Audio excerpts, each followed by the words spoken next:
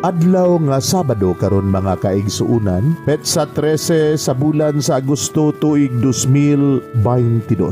Ang pagbasa kinutlo gikan sa Ebanghelyo sumala ni San Mateo, kapitulo 19, bersikulo 13 ngadto sa 15. May pipila ka tawo nga nagdalag mga bata ngadto kang Hesus aron iyang pandungan sa iyang kamot ang ilang mga ulo ug magampo alang kanila.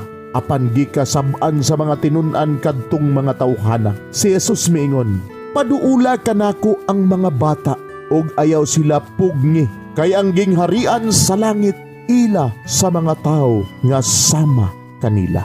Og iyang gipandong ang iyang kamot sa ilang mga ulo ug unya milakaw siya. Mga igsuon, ang Ebanghelyo sa Ginoo. Daygon ikaw, o Kristo.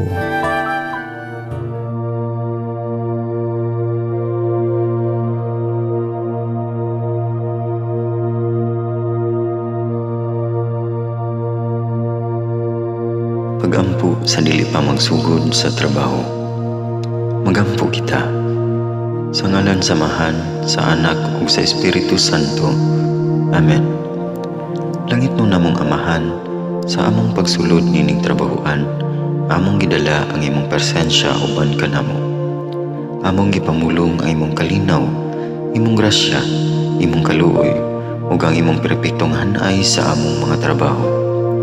Among gipadayag ang imong gahom labaw sa tanan, diha sa mga butang nga among mahimo, masulti, mahuna-unaan, ug mahukman sulod nining adlaw. Ginoo, nagapasalamat kami sa gasa sa kinabuhi, niining bagong adlaw, niining kahigayunan nga kami nakasulod sa trabaho ug mamahimong parte niining nga grupo. Salamat sa mga gasa nga imong gitugyan kanamo. Hamong gamiton kini diha sa pagimaya kanimo. Hatagi kami sa kusog ug kadasig sa pagbuhat sa among mga trabaho. Panalangini ang among mga proyekto, mga ideya o kusog, aron sa ingon bisan sa pinakagamay namong mga kalampusan, magahatag kini sa imong himaya. Ubani kami Ginoo sa among pagtrabaho nining adlaw. Puna kini nga lugar sa inspirasyon ug kusog. Tabangi kami nga magtrabaho isip usa ka grupo nga mapakita sa usag-usa ang kamaayo. Himuha kami nga maayo nga makabot namo ang mga butang nga kinahanglan namong buhaton.